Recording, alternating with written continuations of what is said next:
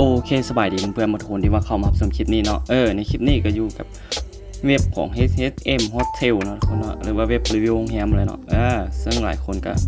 ได้ขอเข้ามาเกี่ยวกับการวิธีการถอนเงินเนาะเดี๋ยวในคลิปนี้ก็จะมารีวิวให้เบิ่งว่าบางคนในเมื่อมันฮอด30แล้วค่อยบ่อยากอัพนะแล้วค่อยจะถอนจังได๋นี่มันให้กดต่อก็กดบ่ได้สมมุติว่าเครื่องค่อยในกรณีนี้เนาะแต่ว่าไผที่ว่ามันต้องฮอด30อะไรเนาะแต่ว่ามันต้องฮอด30เป๊ะๆเขาจึงสามารถถอนได้เนาะถ้าว่าเขาบ่ถอนทั้งเบิดประเดียวนะคือของค่อยตอนนี้นี่มียอดเงินอยู่ที่30เนาะ 30.09 นี่แต่ว่าของค่อยนี่กดเวียกโตบ่ได้นะเนาะแล้วค่อยจะเฮ็ดได้เบิ่งวิธีแก้ไขนะคือ30นี่ค่อยจะถอนออกครึ่งนึงเนาะความหมายเนาะคือเวียกนี่ค่อยเฮ็ดได้แต่17เนาะมันกดเข้าไปเฮ็ดอีกบ่ได้เนาะแล้วหลายคนว่าเอ้าในเมื่อมันเฮ็ดเวียกโตบ่ได้บัดนี้มันบ่ให้ถอนในบัดนี้เพราะว่าเฮาเฮ็ดเวียกบ่ครบนะเราต้องให้เวียกครบก่อนนะก็คือเราต้องวิธีแก้ไขเนาะถ้าว่าเราอยากถอนครึ่งนึงว่าสิจ้าเนาะเราก็เอามาฝากไว้นี่ก่อนเนาะทุกคนเนาะฝากไว้นี่ฝากบนดอกเบี้ยเด้อทุกคนนะสำหรับ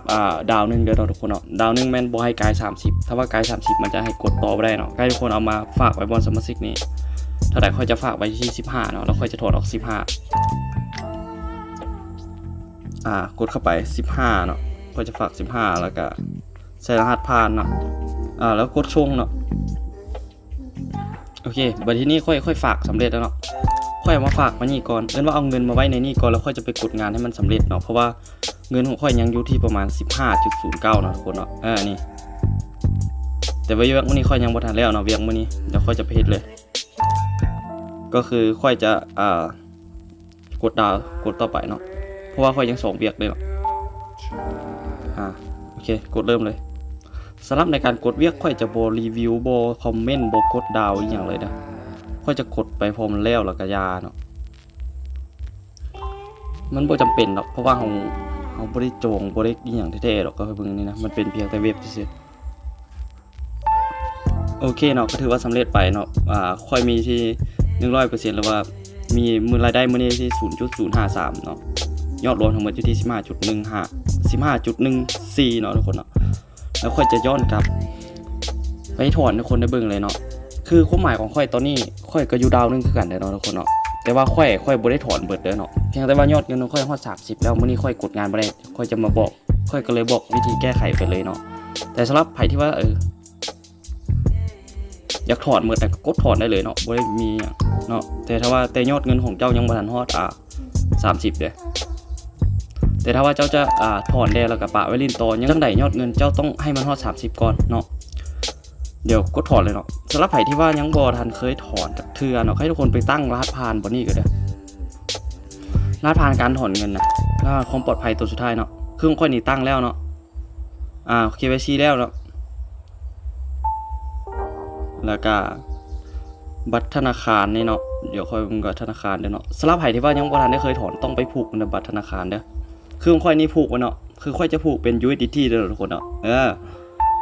สำหรับใครที่ว่าโบอยากใช้เป็น USDT นะจะได้เงินกีบโดยตรงกับมันจะมีบนเพิ่มเป็นกีบอยู่เนาะมันจะมีบนให้เลือกว่าถ้าบัตรธนาคารก็คือให้ใช้เจ้าของแล้วก็ผู้ออกธนาคารเนาะชื่อเจ้าของบัญชีแล้วธนาคารแล้วก็เลขมันธนาคารเครื่องค่อยผูกเป็นกระเป๋าคริปโตเนาะกระเป๋าดิจิตอลเครื่องค่อยผูกแล้วเนาะค่อยจะบ่ผูกอีกแต่สำหรับใครที่ว่ายังบ่ทันได้เคยผูกกับไปผูกเนาะแล้วย้อนกลับไปเลยแล้วค่อยจะถอนนะเบิ่งเนาะอันนี้ก็เป็นการถอนครั้งทำอิฐของค่อยคือกันเนาะจะกดถอนออกไปเลยก็จะใส่ทั้งเบิดเลยเนาะทุกคนเนาะเลือกนี่มันจะให้ใส่เลขกระเป๋าเนาะราคาค่อยใส่อยู่ที่ 15.14 เนาะหลังจากนั้นทุกคนใส่รหัสความปลอดภัยเนาะรหัสความปลอดภัยไผที่ว่ายังบ่ทันได้เคยถอนจากเทื่อเนาะก็ไปตั้งบนค่อยว่าเมื่อกี้ก็ส่งเลยโอเคเนาะมันก็จะได้ใบบินแบบนี้ขึ้นมาเนาะก็คือ14.16 เนาะเมื่อกี้เคยถอนไปอยู่ที่5.14 เนาะมันจะเสียค่าธรรมเนียมที่ 3% เนาะทุกคนเนาะคือมันเขียนไว้ในระบบว่า0.3 มันบ่ระบุไว้ในระบบ 0.03 ที่จริงมันกายเนาะทุกคนมัน 3% เนาะสำหรับการถอนก็มีประมาณนี้เนาะคือค่อยกระถอนค่าเทอมอีกคือกันเนาะค่อยถอนที่ 14.68 เนาะมันจะเข้าในกระเป๋าBinance ของค่อยเนาะทุกคนเนาะส่วนการเติมค่อยก็เติมให้แต่15 USDT เนาะดาวนึงคือกันเนาะโอเคเนาะแล้วก็ให้ทุกคนไปรอท่านำกันเบิ่งว่ามื้ออื่นเนาะหรือว่ามันจะเข้า ซ่าไว้วันไหนก็ให้ทุกคนไปติดตามนํกันเนาะอันนี้ก็เป็นการถอนครั้งทำอิฐของข่อยคือกันเนาะโอเคแล้วเขาไปรอท่าแล้วเขาจะมาต่อหลังจากที่ว่าเงินเข้าในโอเคเพื่อนๆหลังจากที่ว่าข่อยได้รอท่ามาประมาณ27หรือว่า28ชั่วโมงประมาณนี้เนาะกาย24ชั่วโมงเลยเนาะสำหรับการถอนเนาะสำหรับการถอนในครั้งนี้ของข่อยเนาะคือข่อยถอนวันที่4 เดือน 7เนาะเวลา15 โมง 7 นาทีเนาะเงินมันเข้ามาในระบบของข่อยแม่นเวลา21 โมง 8 นาทีของวันที่5เนาะซึ่งข่อยถอนวันที่4ก็ประมาณกาย24ชั่วโมงเนาะก็ประมาณ27หรือว่า28ชั่วโมงประมาณนี้เนาะเพราะว่าเขาเจ้ากำหนดไว้ว่า24ชั่วโมงเนาะภายใน24ชั่วโมงแล้วก็48ชั่วโมงเนาะถ้าเฮาถอนมื้อนี้เนาะเงินมันจะเข้าในมื้ออื่นบ่ไกล00 โมงเนาะหรือว่า12 โมงกลางคืนเนาะตามที่เขาเจ้าตั้งกฎขึ้นมาก็คือแบบนั้นเนาะแต่ว่ามันก็เข้าตามกฎที่ว่าเขาเจ้าตั้งไว้อยู่เนาะโอเคเนาะนี่ก็คือการรีวิวการถอนของข่อยสำหรับมือนี้เนาะสำหรับไผที่ว่าถอนเนาะก็ลองเข้ามาแชร์กันเบิ่งเนาะสำหรับเว็บHHM Hostel เนาะเว็บรีวิวโรงแรมนี่เนาะถ้าว่าไผถอนหรือว่ามีประสบการณ์เข้าซ่าเข้าไวจังได๋ก็แชร์กันแล้วในกลุ่มได้เนาะเพราะกลุ่มมันค่อยจะแปะไว้ในใต้คลิปนี้เนาะกลุ่มของเว็บไซต์นี้เนาะโอเคเนาะสำหรับสุดท้ายนี่เนาะสำหรับไผที่ว่าสนใจเนาะก็ลองเข้ามาศึกษานํกันเบิ่งเนาะถามว่ามันสร้างรายได้แท้บ่มันก็ค่อนข้างโอเคเนาะสำหรับรายได้นะเพราะว่าเรื่องการฝากถอนก็สะดวกเนาะสำหรับเว็บไซต์นี้ก็ฝากถอนเป็นกีบเนาะโดยที่บ่ต้องผ่านไผก็ได้เนาะ